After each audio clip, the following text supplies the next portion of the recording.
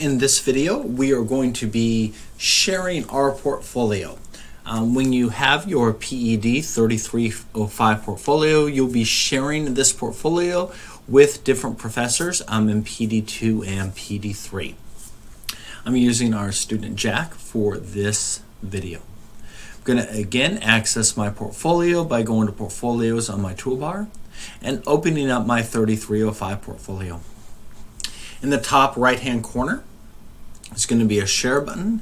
If I click the share button, I have some information that's going to pop up. So this is from Jack. We're going to say this is to. You go ahead and type in your email address right here, and it's going to give us the information that this is to. Now if I scroll down through here, it's going to say what do I want the message to say, and we're going to make sure all of these tabs are clicked for us, and we're going to send a copy of the message to ourselves as well. As we move through, there's the message.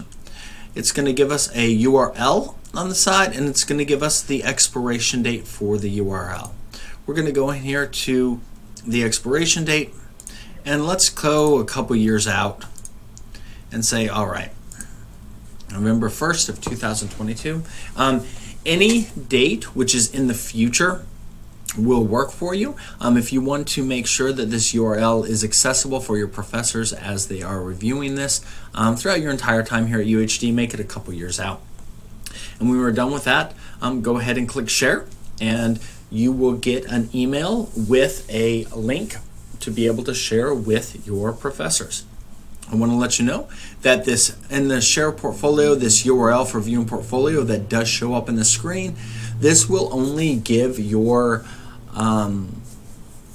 faculty a view just to see the information and not assess it.